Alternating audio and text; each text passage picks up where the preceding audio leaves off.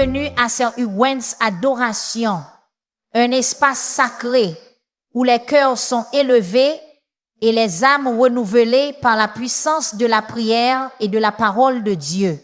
Dans le message d'aujourd'hui, nous voyageons ensemble à travers le psaume chapitre 103, l'un des plus beaux hymnes de louange jamais écrits, un chant qui révèle la profondeur de la miséricorde de Dieu, son pardon illimité et son amour guérisseur qui restaure chaque partie de notre être. Ici, vous n'écouterez pas seulement les Écritures, mais vous les expérimenterez à mesure que chaque verset se dévoile avec la vérité divine et que chaque mot vous invite à vous rapprocher du cœur de notre Père Céleste. Restez avec nous jusqu'à la fin, car nous élèverons une prière puissante au nom puissant de Jésus, demandant la guérison, la force et le renouvellement pour vous et vos proches. Que ce temps de réflexion et d'adoration remplisse votre âme de paix,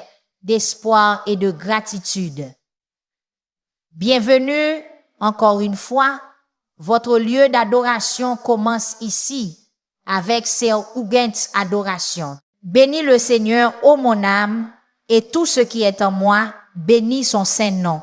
Mes chers amis, aujourd'hui, nous nous engageons dans un voyage à travers le psaume chapitre 103, un passage qui en dit long sur la nature de l'amour, de la miséricorde et des bénédictions de Dieu. Alors que nous nous plongeons dans ce psaume, nous découvrirons les couches de ces versets profonds, chacun résonnant avec le cœur des promesses de Dieu et notre réponse à sa grâce infinie. Aujourd'hui, je vous guiderai à travers ce magnifique psaume, réfléchissant à la richesse de la miséricorde de Dieu et à la profondeur de son amour.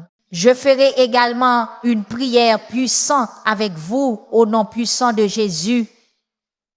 Alors, regardez jusqu'à la fin et ouvrez vos cœurs pour recevoir les bénédictions de cette prière. Tandis que nous cheminons ensemble, approchons la parole de Dieu avec des cœurs remplis d'attente.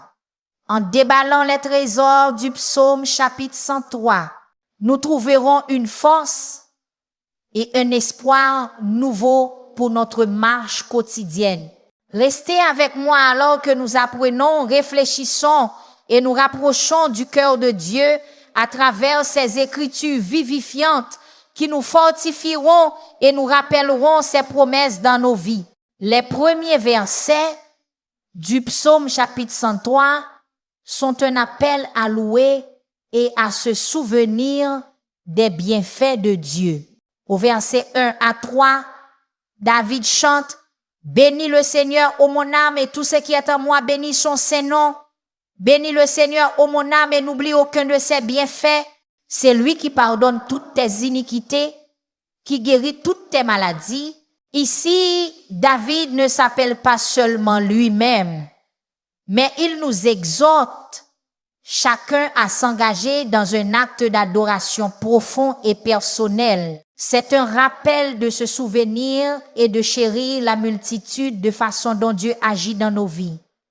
Cet appel à se souvenir et à louer Dieu résonne à travers les Écritures. Dans l'histoire de Hannah, au premier livre de Samuel, chapitre 2, versets 1 à 2, nous voyons un bel exemple de louange né d'une profonde gratitude.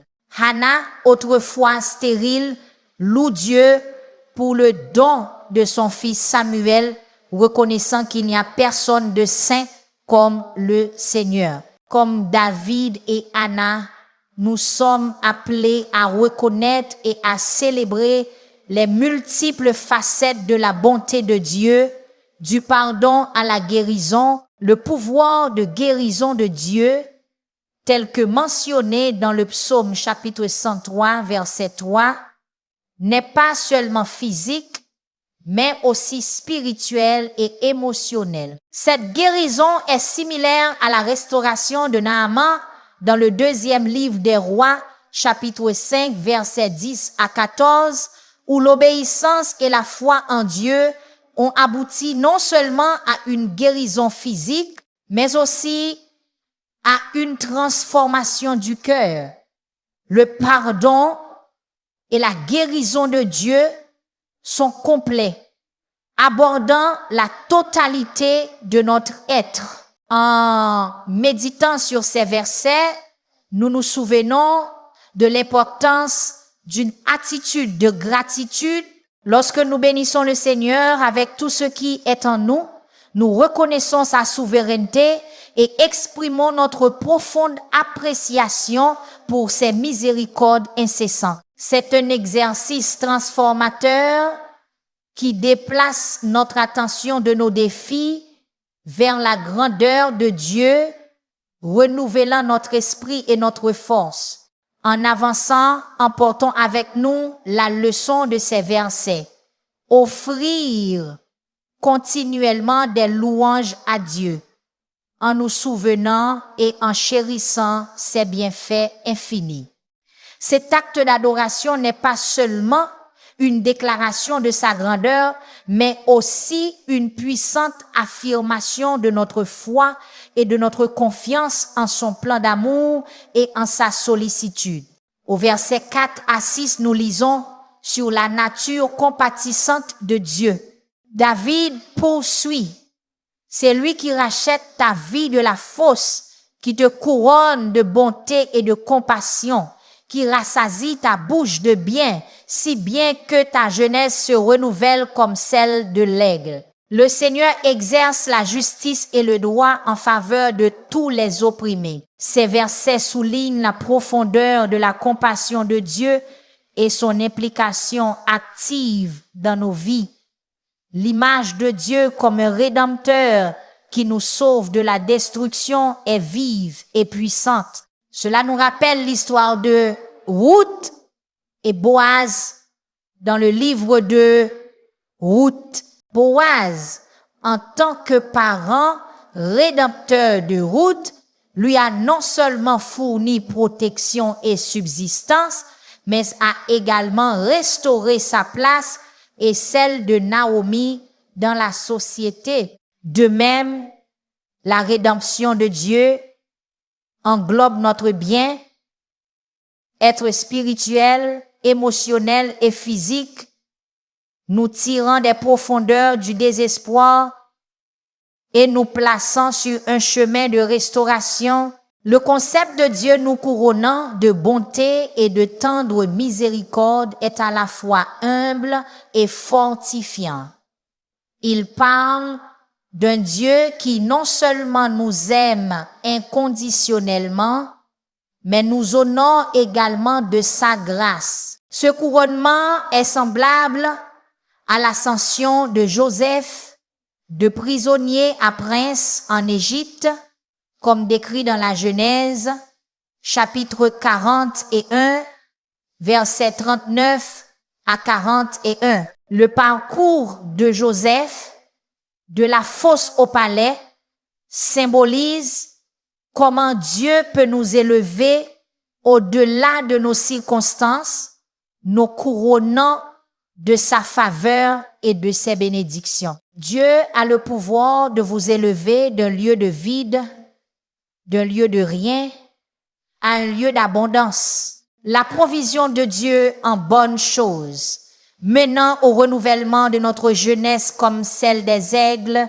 est un témoignage de son pouvoir de soutien. Tout comme les aigles s'élèvent haut et renouvellent leur force, nous aussi sommes rajeunis par les provisions et la grâce de Dieu. Dans l'histoire d'Élie nourri par des corbeaux dans le premier livre des Rois, chapitre 17, versets 4 à 6, nous voyons une démonstration tangible de la provision miraculeuse de Dieu, assurant la force et la survie d'Élie pendant une période de famine. Mes amis, l'exercice de la justice et du droit par le Seigneur, en particulier pour les opprimés, est une pierre angulaire de son caractère. L'histoire d'Esther est un exemple frappant de cela, où la main invisible de Dieu a agi à travers Esther pour apporter la justice et la délivrance au peuple juif. Cela est visible dans le livre d'Esther, en particulier au chapitre 7 et 8. Le souci de justice de Dieu n'est pas seulement un récit historique, c'est une réalité présente dans la vie de ceux qui font face à l'injustice et à l'oppression aujourd'hui. Alors que nous réfléchissons à ces versets, embrassons la vérité réconfortante de la nature compatissante de Dieu. Son amour et sa miséricorde ne sont pas des concepts abstraits, mais des réalités tangibles qui apportent la rédemption, la restauration et le renouvellement dans nos vies. Dans les moments de trouble, nous pouvons trouver du réconfort dans sa promesse d'exercer la justice et le droit, faisant confiance à son engagement inébranlable envers notre bien-être. Au verset 7 à 9, nous rencontrons la nature miséricordieuse de notre Dieu. Il a fait connaître ses voies à Moïse, ses actes aux enfants d'Israël. Le Seigneur est miséricordieux et compatissant, lent à la colère et riche en bonté. Il ne contestera pas toujours et il ne gardera pas sa colère pour toujours. Ici, nous voyons un Dieu non seulement puissant, mais aussi profondément compatissant et patient. La référence à Moïse et aux enfants d'Israël dans le psaume chapitre 103, verset 7, nous ramène à une époque où la direction de Dieu pouvait être clairement vue et ressentie. Dans l'Exode chapitre 33, verset 13, Moïse demande à Dieu, « Si j'ai trouvé grâce à tes yeux, fais-moi maintenant connaître ta voix afin que je te connaisse. » Cette requête révèle un désir de compréhension intime de la nature de Dieu, quelque chose auquel chacun de nous peut aspirer dans sa marche spirituelle. La description de Dieu comme miséricordieux et compatissant, lent à la colère et abondant en bonté dans le psaume chapitre 103, verset 8, rappelle sa révélation à Moïse dans l'Exode chapitre 34, verset 6. Ce caractère de Dieu est également démontré dans l'histoire de Jonas, en particulier dans Jonas chapitre 4, verset 2, où Jonas reconnaît la nature compatissante de Dieu, même s'il a personnellement eu du mal à l'accepter. La miséricorde de Dieu n'est pas seulement une qualité abstraite, elle est activement démontrée dans ses interactions avec nous.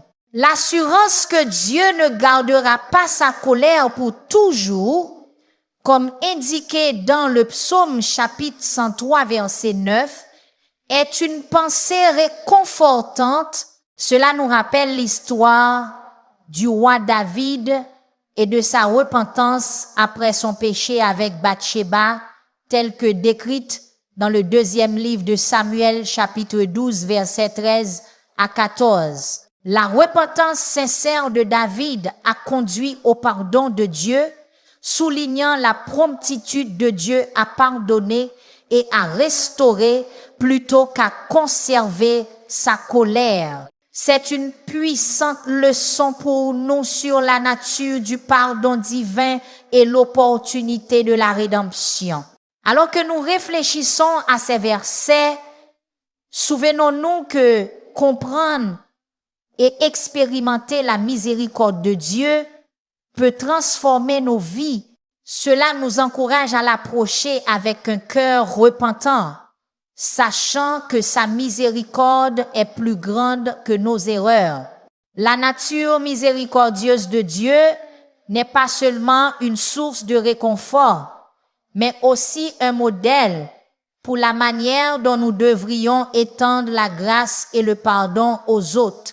En passant au verset 10 à 12, nous trouvons une profonde déclaration du pardon de Dieu.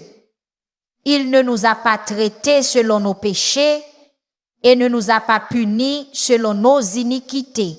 Car autant les cieux sont élevés au-dessus de la terre, autant sa miséricorde est grande pour ceux qui le craignent. Autant l'Orient est éloigné de l'Occident, autant il a éloigné de nous nos transgressions.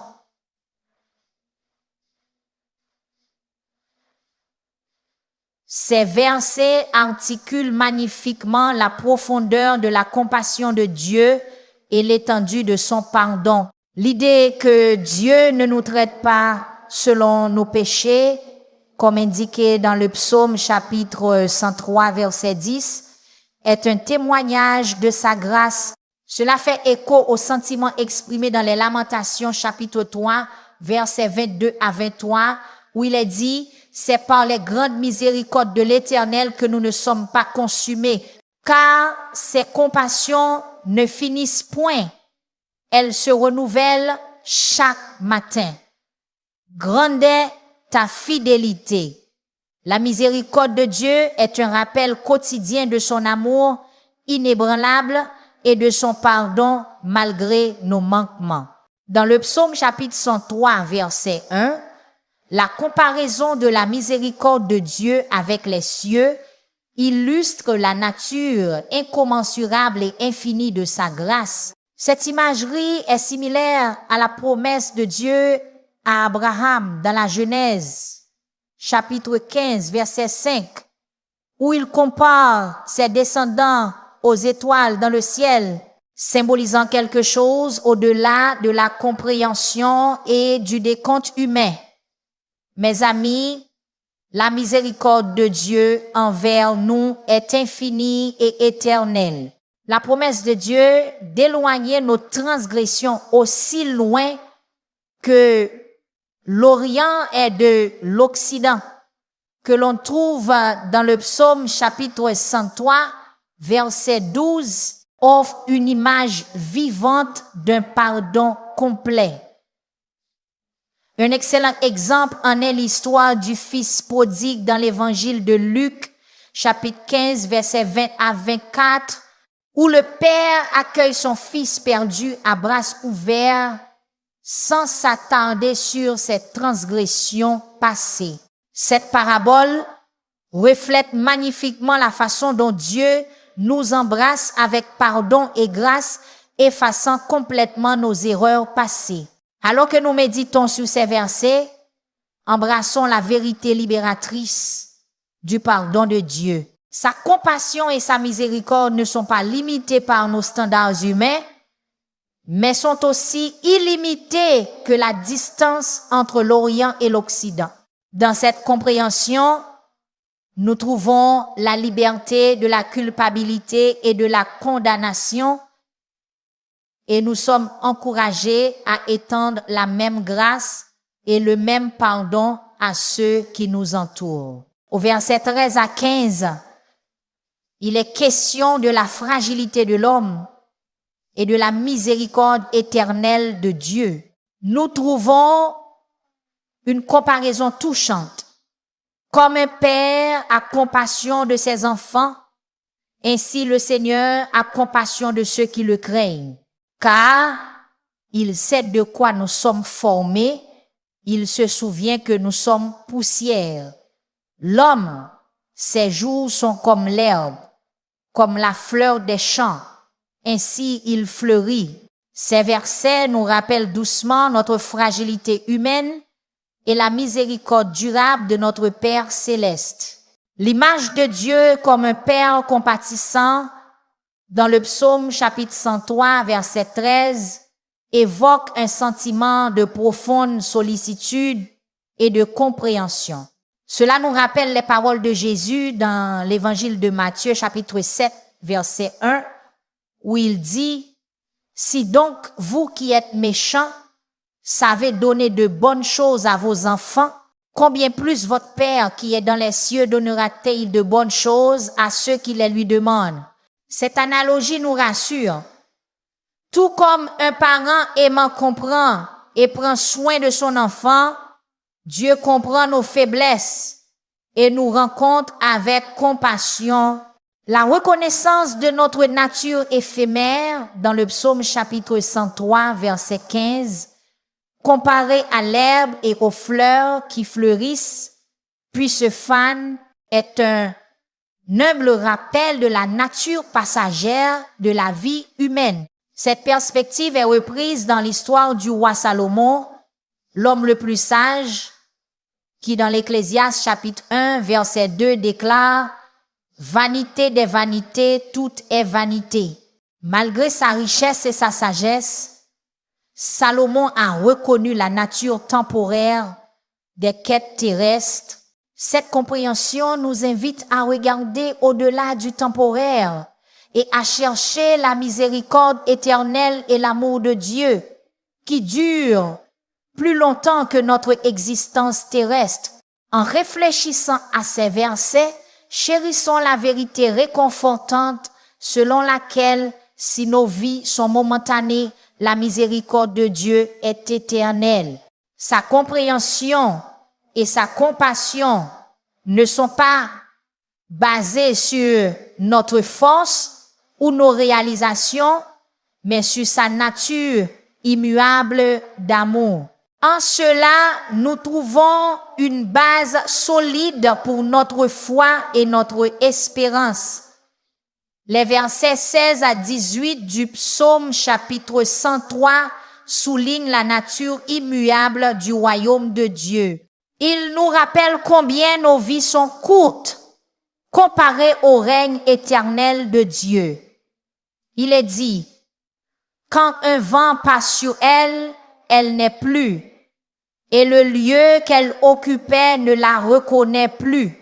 Mais la miséricorde de l'Éternel dure à jamais pour ceux qui le craignent, et sa justice pour les enfants de leurs enfants, pour ceux qui gardent son alliance et se souviennent de ses commandements pour les pratiquer. Ici, nous nous souvenons de la nature durable du royaume de Dieu et de ses promesses immuables. La métaphore du vent passant sur l'herbe sans laisser de traces, telle que mentionnée dans le psaume chapitre 103 verset 6, illustre la nature éphémère de notre existence terrestre. Cette imagerie est similaire à l'histoire de l'homme riche insensé dans l'évangile de Luc chapitre 12 verset 16 à 21, qui a accumulé des richesses terrestres sans se soucier de sa vie spirituelle. La parabole nous enseigne que les réalisations et possessions terrestres ne dureront pas éternellement et ne peuvent être notre but ultime. Cependant, le psaume contraste cela avec la miséricorde éternelle du Seigneur, comme indiqué dans le psaume chapitre 103, verset 17. Cette miséricorde éternelle n'est pas seulement pour une génération, mais s'étend à ceux qui le craignent et à leurs descendants. Cela nous rappelle la promesse de Dieu à Abraham dans la Genèse chapitre 17 verset 7 où il dit « J'établirai mon alliance entre moi et toi et ta descendance après toi. De génération en génération, ce sera une alliance éternelle pour être ton Dieu et celui de ta descendance après toi. » Cette alliance souligne la continuité et la nature immuable des promesses et de la miséricorde de Dieu à travers les générations. Alors que nous contemplons ces versets, retenons l'assurance que si nos vies terrestres sont comme un vent fugitif, le royaume de Dieu et sa justice sont éternels. Cette perspective éternelle nous encourage à vivre dans la révérence de Dieu, en gardant son alliance et ses commandements, sachant que nos actions ont une signification au-delà de notre existence temporelle. Et les versets de conclusion 19 à 22 du psaume chapitre 103 parlent de l'appel collectif à la louange. David étend l'appel à la louange au-delà de l'individu, déclarant « Le Seigneur a établi son trône dans les cieux et son royaume domine sur tout. Bénissez le Seigneur, vous ses anges, qui êtes puissants en force, qui exécutez sa parole, obéissant à la voix de sa parole. Bénissez le Seigneur, vous toutes ses armées, ses ministres qui faites sa volonté. Bénissez le Seigneur, vous toutes ses œuvres dans tous les lieux de sa domination. Bénis le Seigneur, ô mon âme. Cette fée majestueuse invite toute la création à s'unir et à chanter les louanges de Dieu Tout-Puissant. L'affirmation de la souveraineté de Dieu dans le psaume chapitre 103, verset 19, avec son trône établi dans les cieux et son royaume dominant sur tout, est une puissante déclaration de l'autorité et de la domination ultime de Dieu. Cela fait écho à la vision de Daniel dans le livre de Daniel, chapitre 7, verset 14, où il voit un royaume donné au Fils de l'homme qui est éternel et universel. Cette reconnaissance du règne suprême de Dieu nous encourage à voir nos vies et le monde qui nous entoure à travers le prisme de sa souveraineté et de son dessein. L'appel de David aux anges dans le psaume chapitre 103, verset 20, à bénir le Seigneur, soulignant leur force et leur obéissance, nous rappelle les scènes célestes du livre de l'Apocalypse, en particulier l'Apocalypse chapitre 5, verset 1, où d'innombrables anges entourent le trône de Dieu en chantant des louanges. Cela nous invite à nous joindre aux êtres célestes pour exalter Dieu, reconnaissant que notre adoration fait partie d'une immense louange qui dépasse notre monde. En exhortant toute la création de Dieu à le bénir, comme on le voit dans le psaume chapitre 103, versets 21 à 22, David saisit l'essence du psaume, un appel à reconnaître et à respecter la grandeur de Dieu. Ce genre de louange reflète la scène d'Isaïe, chapitre 55, versets 12 à 13, où même les montagnes et les collines éclatent en chant et les arbres des champs frappent des mains. C'est une expression poétique de la façon dont toute la création reflète la gloire et la majesté de Dieu. Mes chers amis, le psaume chapitre 103 se dresse comme un phare d'espoir, un rappel de la miséricorde illimitée et de l'amour éternel de notre Père céleste. En parcourant ces versets, nous avons vu les dimensions du caractère de Dieu, sa compassion, sa grâce, sa compréhension de notre fragilité et sa puissante souveraineté. Ce psaume nous enseigne à regarder au-delà de notre existence éphémère et à trouver du réconfort dans les bras éternels de Dieu. Il nous appelle à une vie de gratitude et de louange, nous exhortant à nous souvenir des nombreuses bénédictions que nous recevons de sa main chaque jour. Prenons donc ces leçons à cœur, vivant chaque jour à la lumière de son amour, et que nos âmes bénissent continuellement le Seigneur, louant notre Dieu qui règne par-dessus tout. Portons ces vérités dans nos cœurs, les laissant façonner nos vies et notre relation avec notre Père aimant. Maintenant, à tous ceux qui m'entendent, allons vers le Seigneur dans la prière. Je veux que vous priez cette prière avec moi afin que vous puissiez recevoir toutes les bénédictions de cette prière. Prions notre Dieu bienveillant et miséricordieux. Père céleste, tu es l'alpha et l'oméga, le commencement et la fin. Ta grandeur est incommensurable et ta bonté et ta miséricorde dure pour toujours. Avec tout ce qui est en moi, je bénis ton Saint-Nom et je t'exalte par-dessus tout.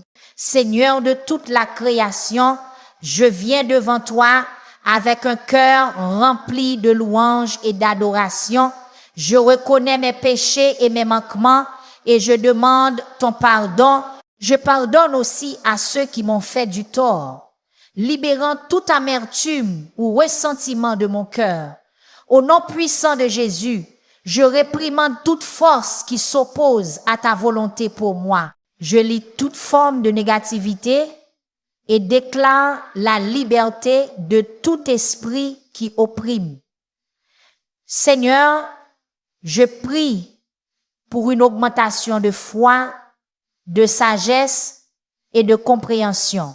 Seigneur, je te remercie pour tes bénédictions et ta faveur sur moi et mes proches. Je suis reconnaissant de ce que tu guéris toutes les maladies qui cherchent à attaquer mon corps. Que ta main guérisseuse touche chaque partie de moi, me restaurant à une pleine santé et vitalité. Je prie pour la guérison pour moi et mes proches, tant physiquement que spirituellement. Je demande ta protection sur nous. Garde-nous du mal et guide nos pas sur ton chemin de justice. Je prie pour que nos cœurs soient tirés vers toi, découvrant la joie et la paix trouvées dans ta sainte présence. Seigneur, alors que je dis cette prière avec tous ceux qui écoutent, je suis reconnaissant pour chaque cœur qui s'humilie devant toi en ce moment. Alors que nous nous unissons dans l'accord, nous te remercions d'être au milieu de nous. Ensemble, nous revendiquons la victoire sur chaque défi de nos vies. Nous prions contre la maladie, l'adversité et le désespoir, sachant que ta puissance est plus grande que tout obstacle. Au nom de Jésus, nous lions tout esprit de découragement, de peur ou de désespoir qui cherche à attaquer nos vies. Protège-nous, Seigneur, des pièges de l'ennemi et garde-nous en sécurité sous tes puissantes ailes. Merci, Seigneur, pour ta miséricorde et ta bonté éternelle. Merci de ne pas nous traiter selon nos péchés, mais selon ta grâce. Aide-nous à nous souvenir de tes bienfaits, à toujours garder ton alliance et à vivre d'une manière qui t'honore. Que nos vies reflètent ton amour et que nos actions apportent la gloire à ton nom. Merci, Seigneur, d'avoir entendu et exaucé notre prière. Au nom puissant de Jésus, je prie. Amen. Alors que nous arrivons à la fin de ce moment de prière et de réflexion, que votre cœur soit rempli de paix et votre esprit renouvelé par la parole que nous avons partagée aujourd'hui. Rappelez-vous, bien-aimés, la miséricorde de Dieu est éternelle, son pardon est complet et son amour n'a pas de fin. Si ce message vous a touché, prenez un moment pour remercier le Seigneur là où vous êtes. Que votre âme bénisse son saint nom, tout comme David l'a fait, et portez ses promesses avec vous à travers chaque défi et chaque joie. Continuez à marcher dans la foi, continuez à croire en sa bonté, et rappelez-vous que chaque prière, chaque murmure de gratitude vous rapproche de sa présence. Merci d'avoir prié avec nous aujourd'hui sur Serougwens Adoration. Que le Seigneur vous bénisse et vous garde, que son visage resplendisse sur vous et que sa grâce vous suive toujours. Jusqu'à ce que nous nous retrouvions dans la prochaine prière, restez bénis, restez forts et restez dans sa lumière. Restez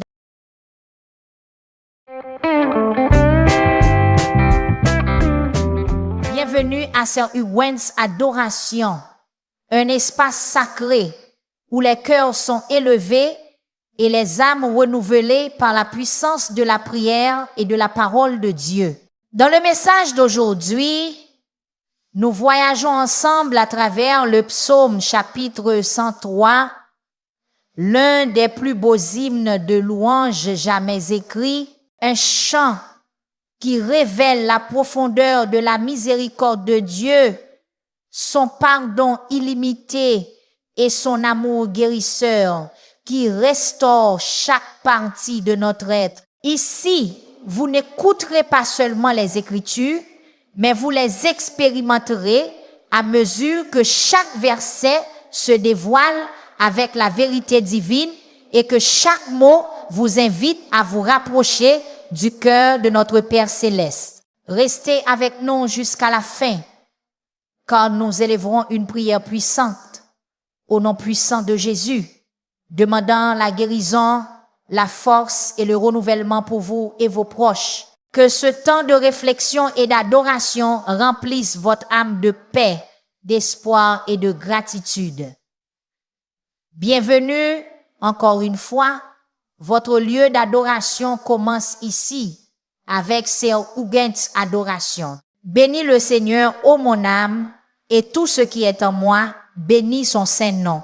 Mes chers amis, aujourd'hui, nous nous engageons dans un voyage à travers le psaume chapitre 103, un passage qui en dit long sur la nature de l'amour, de la miséricorde et des bénédictions de Dieu. Alors que nous nous plongeons dans ce psaume, nous découvrirons les couches de ces versets profonds, chacun résonnant avec le cœur des promesses de Dieu et notre réponse à sa grâce infinie. Aujourd'hui, je vous guiderai à travers ce magnifique psaume, réfléchissant à la richesse de la miséricorde de Dieu et à la profondeur de son amour.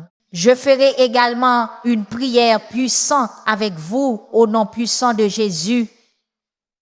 Alors, regardez jusqu'à la fin et ouvrez vos cœurs pour recevoir les bénédictions de cette prière. Tandis que nous cheminons ensemble, approchons la parole de Dieu avec des cœurs remplis d'attente. En déballant les trésors du psaume chapitre 103, nous trouverons une force et un espoir nouveau pour notre marche quotidienne. Restez avec moi alors que nous apprenons, réfléchissons et nous rapprochons du cœur de Dieu à travers ces écritures vivifiantes qui nous fortifieront et nous rappelleront ses promesses dans nos vies. Les premiers versets du psaume chapitre 103 sont un appel à louer et à se souvenir des bienfaits de Dieu.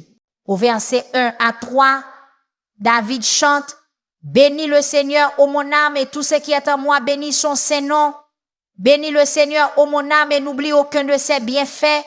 C'est lui qui pardonne toutes tes iniquités, qui guérit toutes tes maladies. » Ici, David ne s'appelle pas seulement lui-même, mais il nous exhorte chacun à s'engager dans un acte d'adoration profond et personnel. C'est un rappel de se souvenir et de chérir la multitude de façons dont Dieu agit dans nos vies. Cet appel à se souvenir et à louer Dieu résonne à travers les Écritures.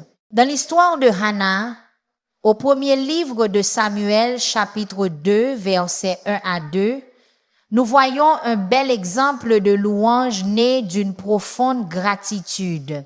Hannah, autrefois stérile, loue Dieu pour le don de son fils Samuel, reconnaissant qu'il n'y a personne de saint comme le Seigneur. Comme David et Anna, nous sommes appelés à reconnaître et à célébrer les multiples facettes de la bonté de Dieu, du pardon à la guérison, le pouvoir de guérison de Dieu, tel que mentionné dans le psaume chapitre 103, verset 3, n'est pas seulement physique, mais aussi spirituel et émotionnel. Cette guérison est similaire à la restauration de Naaman dans le deuxième livre des Rois, chapitre 5, versets 10 à 14, où l'obéissance et la foi en Dieu ont abouti non seulement à une guérison physique, mais aussi à une transformation du cœur.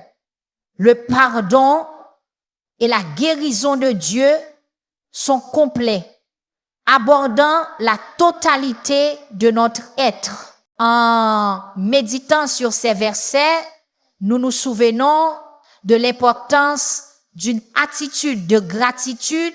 Lorsque nous bénissons le Seigneur avec tout ce qui est en nous, nous reconnaissons sa souveraineté et exprimons notre profonde appréciation pour ses miséricordes incessantes. C'est un exercice transformateur qui déplace notre attention de nos défis vers la grandeur de Dieu, renouvelant notre esprit et notre force.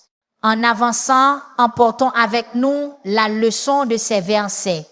Offrir continuellement des louanges à Dieu, en nous souvenant et en chérissant ses bienfaits infinis. Cet acte d'adoration n'est pas seulement une déclaration de sa grandeur, mais aussi une puissante affirmation de notre foi et de notre confiance en son plan d'amour et en sa sollicitude. Au verset 4 à 6, nous lisons sur la nature compatissante de Dieu. David poursuit. C'est lui qui rachète ta vie de la fosse, qui te couronne de bonté et de compassion, qui rassasie ta bouche de bien, si bien que ta jeunesse se renouvelle comme celle de l'aigle. Le Seigneur exerce la justice et le droit en faveur de tous les opprimés. Ces versets soulignent la profondeur de la compassion de Dieu et son implication active dans nos vies. L'image de Dieu comme un rédempteur qui nous sauve de la destruction est vive et puissante. Cela nous rappelle l'histoire de Ruth et Boaz dans le livre de Ruth. Boaz, en tant que parent rédempteur de Ruth, lui a non seulement fourni protection et subsistance, mais a également restauré sa place et celle de Naomi dans la société. De même, la rédemption de Dieu englobe notre bien, être spirituel, émotionnel et physique, nous tirant des profondeurs du désespoir et nous plaçant sur un chemin de restauration. Le concept de Dieu nous couronnant de bonté et de tendre miséricorde est à la fois humble et fortifiant.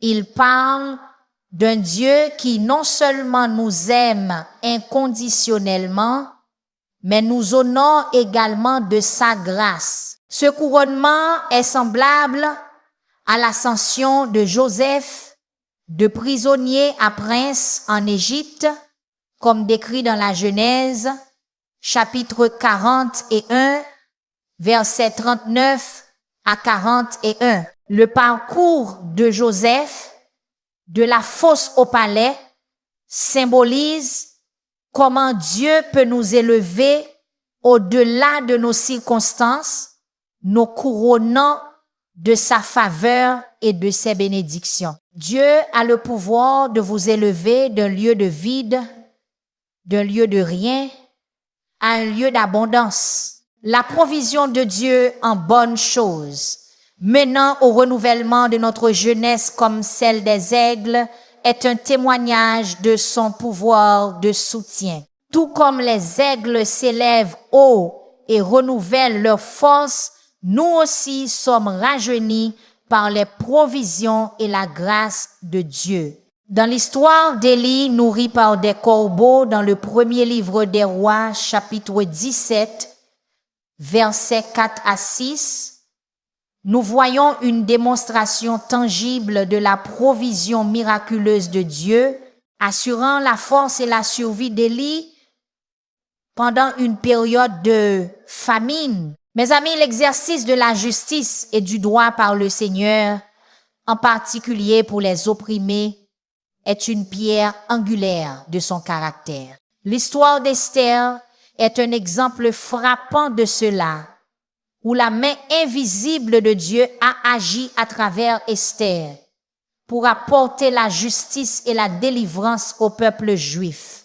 Cela est visible dans le livre d'Esther, en particulier au chapitre 7 et 8.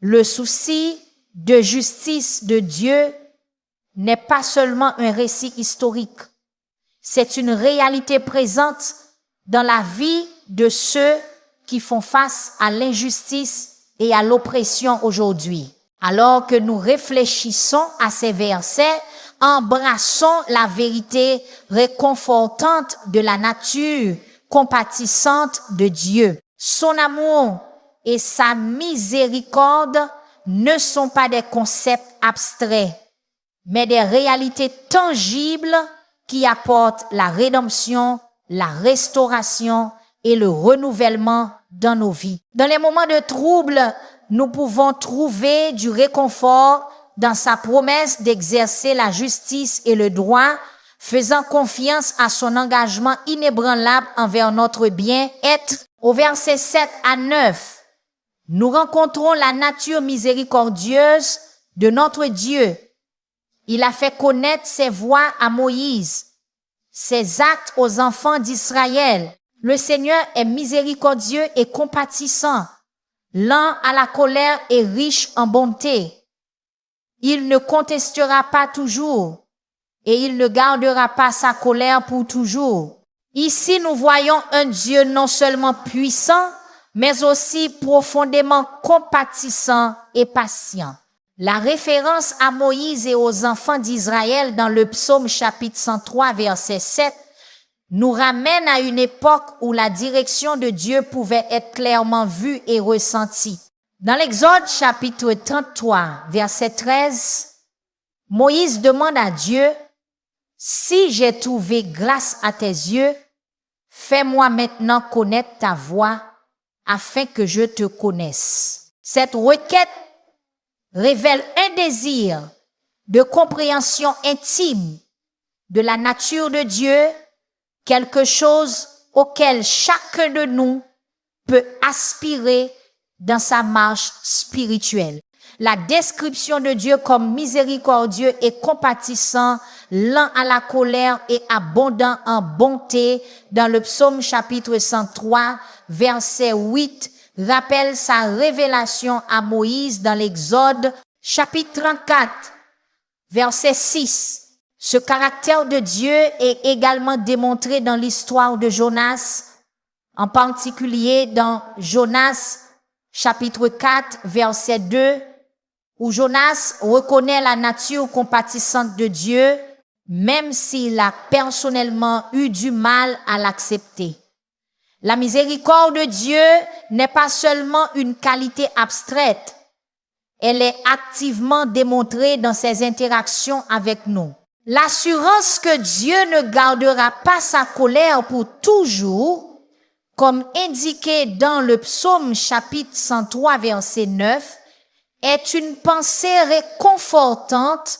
Cela nous rappelle l'histoire du roi David et de sa repentance après son péché avec Bathsheba, telle que décrite dans le deuxième livre de Samuel, chapitre 12, verset 13 à 14. La repentance sincère de David a conduit au pardon de Dieu, soulignant la promptitude de Dieu à pardonner et à restaurer plutôt qu'à conserver sa colère. C'est une puissante leçon pour nous sur la nature du pardon divin et l'opportunité de la rédemption.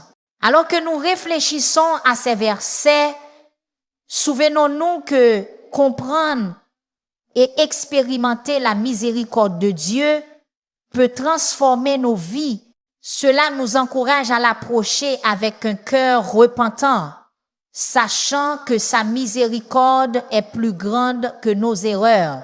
La nature miséricordieuse de Dieu n'est pas seulement une source de réconfort, mais aussi un modèle pour la manière dont nous devrions étendre la grâce et le pardon aux autres. En passant au verset 10 à 12, nous trouvons une profonde déclaration du pardon de Dieu. Il ne nous a pas traités selon nos péchés et ne nous a pas punis selon nos iniquités. Car autant les cieux sont élevés au-dessus de la terre, autant sa miséricorde est grande pour ceux qui le craignent. Autant l'Orient est éloigné de l'Occident, autant il a éloigné de nous nos transgressions.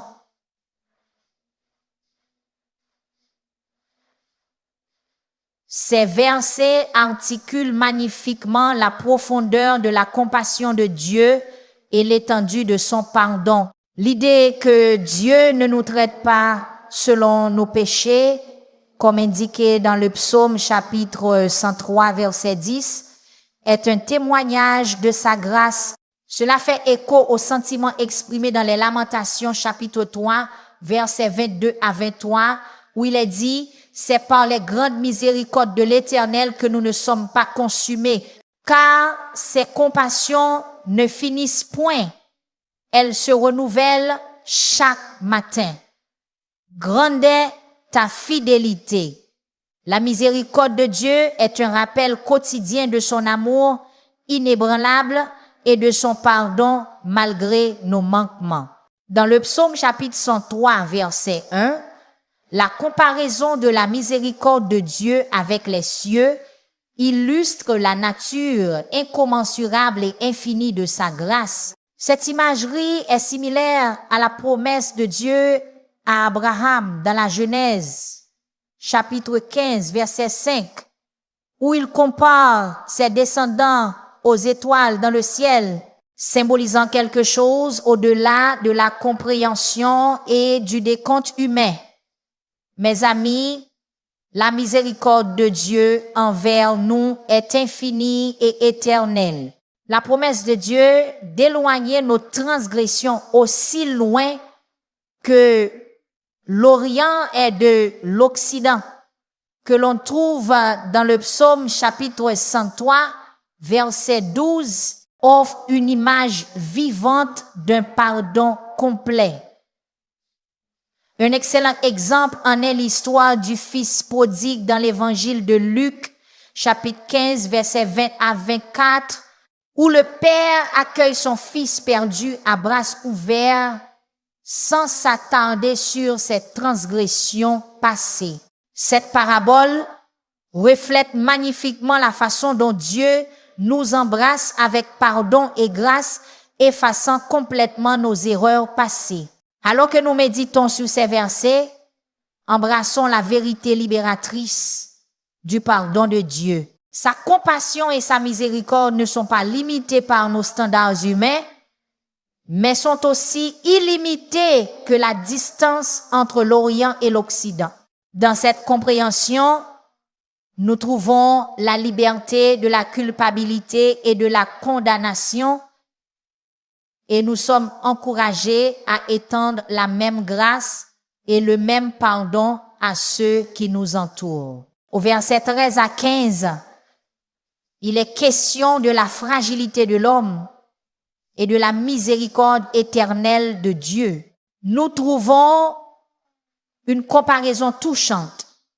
Comme un père a compassion de ses enfants, ainsi le Seigneur a compassion de ceux qui le craignent.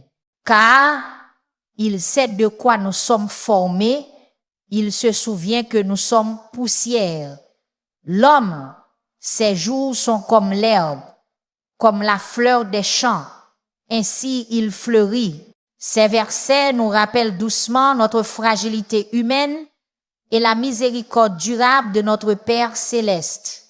L'image de Dieu comme un Père compatissant dans le psaume chapitre 103, verset 13, évoque un sentiment de profonde sollicitude et de compréhension. Cela nous rappelle les paroles de Jésus dans l'évangile de Matthieu, chapitre 7, verset 1, où il dit: « Si donc vous qui êtes méchants, savez donner de bonnes choses à vos enfants, combien plus votre Père qui est dans les cieux donnera-t-il de bonnes choses à ceux qui les lui demandent. » Cette analogie nous rassure. Tout comme un parent aimant comprend et prend soin de son enfant, Dieu comprend nos faiblesses et nous rencontre avec compassion La reconnaissance de notre nature éphémère dans le psaume chapitre 103, verset 15, comparée à l'herbe et aux fleurs qui fleurissent, puis se fanent, est un humble rappel de la nature passagère de la vie humaine. Cette perspective est reprise dans l'histoire du roi Salomon, l'homme le plus sage, qui dans l'Ecclésiaste chapitre 1, verset 2 déclare « Vanité des vanités, tout est vanité ».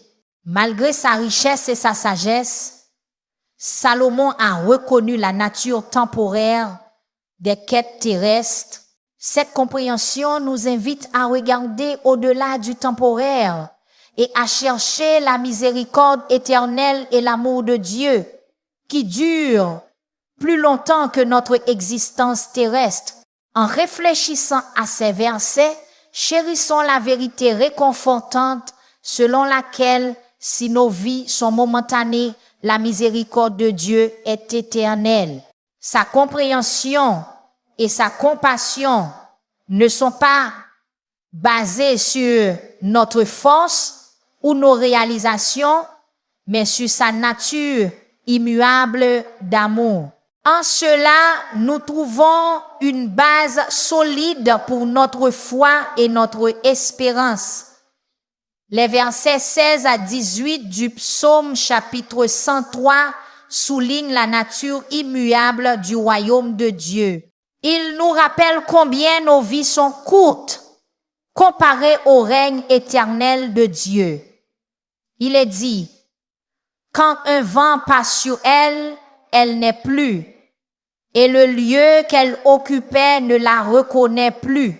Mais la miséricorde de l'Éternel dure à jamais pour ceux qui le craignent, et sa justice pour les enfants de leurs enfants, pour ceux qui gardent son alliance et se souviennent de ses commandements pour les pratiquer. Ici, nous nous souvenons de la nature durable du royaume de Dieu et de ses promesses immuables. La métaphore du vent passant sur l'herbe sans laisser de traces, telle que mentionnée dans le psaume chapitre 103 verset 6, illustre la nature éphémère de notre existence terrestre. Cette imagerie est similaire à l'histoire de l'homme riche insensé dans l'évangile de Luc chapitre 12 verset 16 à 21, qui a accumulé des richesses terrestres sans se soucier de sa vie spirituelle. La parabole nous enseigne que les réalisations et possessions terrestres ne dureront pas éternellement et ne peuvent être notre but ultime. Cependant, le psaume contraste cela avec la miséricorde éternelle du Seigneur, comme indiqué dans le psaume chapitre 103, verset 17. Cette miséricorde éternelle n'est pas seulement pour une génération, mais s'étend à ceux qui le craignent et à leurs descendants. Cela nous rappelle la promesse de Dieu à Abraham dans la Genèse chapitre 17 verset 7 où il dit « J'établirai mon alliance entre moi et toi et ta descendance après toi. De génération en génération, ce sera une alliance éternelle pour être ton Dieu et celui de ta descendance après toi. » Cette alliance souligne la continuité et la nature immuable des promesses et de la miséricorde de Dieu à travers les générations. Alors que nous contemplons ces versets, retenons l'assurance que si nos vies terrestres sont comme un vent fugitif, le royaume de Dieu et sa justice sont éternels. Cette perspective éternelle nous encourage à vivre dans la révérence de Dieu, en gardant son alliance et ses commandements, sachant que nos actions ont une signification au-delà de notre existence temporelle. Et les versets de conclusion 19 à 22 du psaume chapitre 103 parlent de l'appel collectif à la louange. David étend l'appel à la louange au-delà de l'individu, déclarant « Le Seigneur a établi son trône dans les cieux et son royaume domine sur tout. Bénissez le Seigneur, vous ses anges, qui êtes puissants en force, qui exécutait sa parole, obéissant à la voix de sa parole. Bénissez le Seigneur, vous toutes ses armées, ses ministres qui faites sa volonté. Bénissez le Seigneur, vous toutes ses œuvres dans tous les lieux de sa domination. Bénis le Seigneur, ô mon âme. Cette fée majestueuse invite toute la création à s'unir et à chanter les louanges de Dieu Tout-Puissant. L'affirmation de la souveraineté de Dieu dans le psaume chapitre 103, verset 19, avec son trône établi dans les cieux et son royaume dominant sur tout, est une puissante déclaration de l'autorité et de la domination ultime de Dieu. Cela fait écho à la vision de Daniel dans le livre de Daniel, chapitre 7, verset 14, où il voit un royaume donné au Fils de l'homme qui est éternel et universel. Cette reconnaissance du règne suprême de Dieu nous encourage à voir nos vies et le monde qui nous entoure à travers le prisme de sa souveraineté et de son dessein.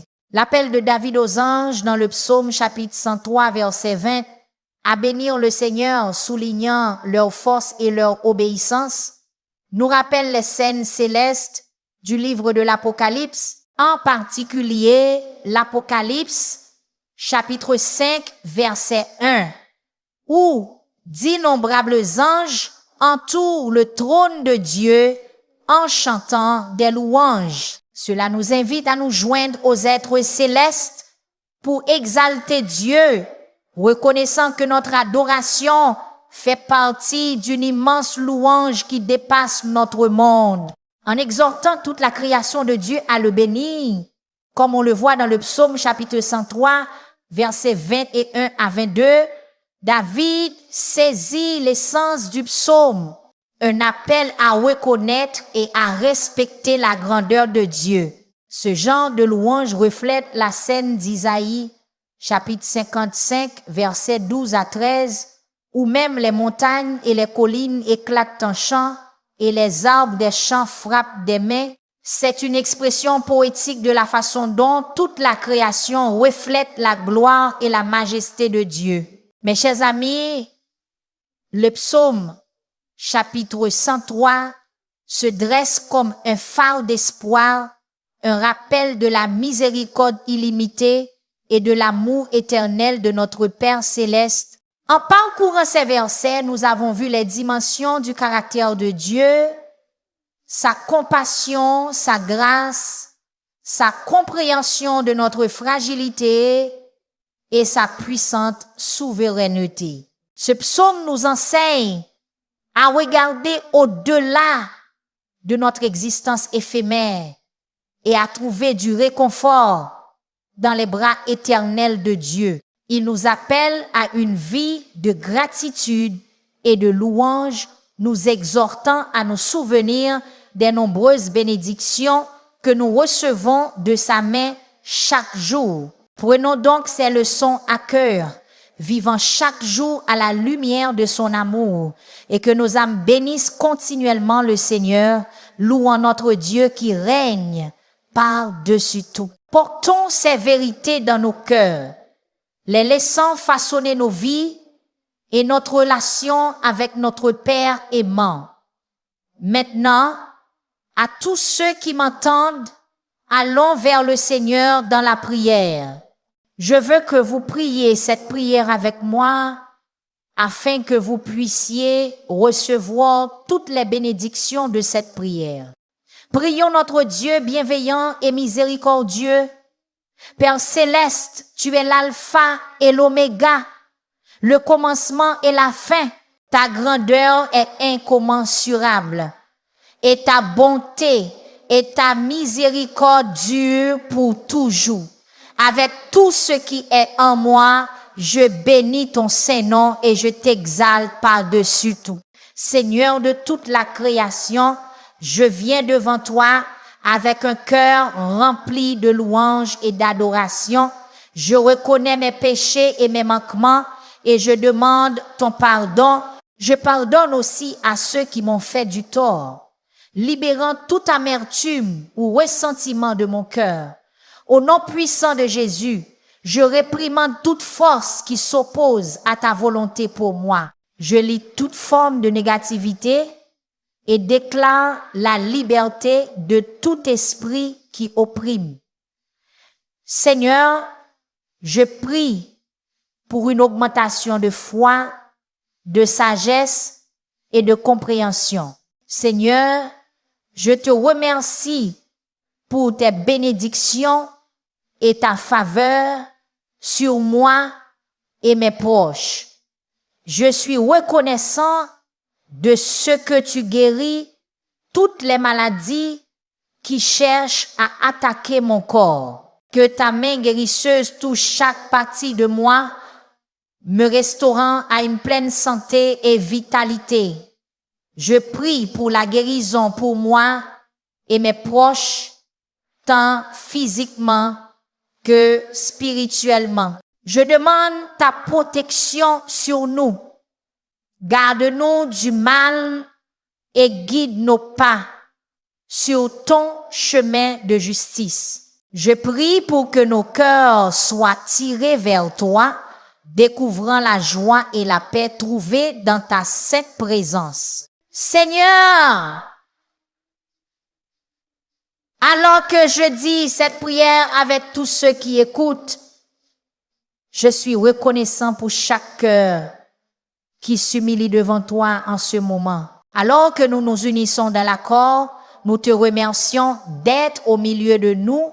Ensemble, nous revendiquons la victoire sur chaque défi de nos vies. Nous prions contre la maladie, l'adversité et le désespoir, sachant que ta puissance est plus grande que tout obstacle.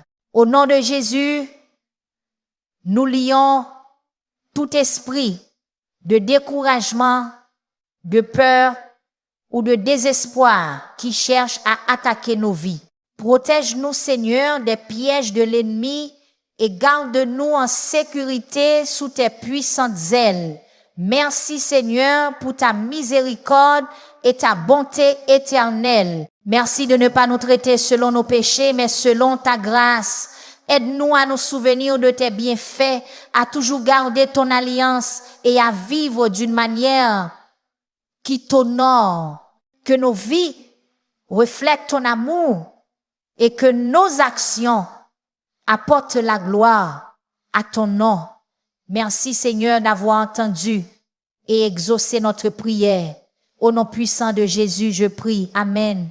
Alors que nous arrivons à la fin de ce moment de prière et de réflexion, que votre cœur soit rempli de paix et votre esprit renouvelé par la parole que nous avons partagée aujourd'hui.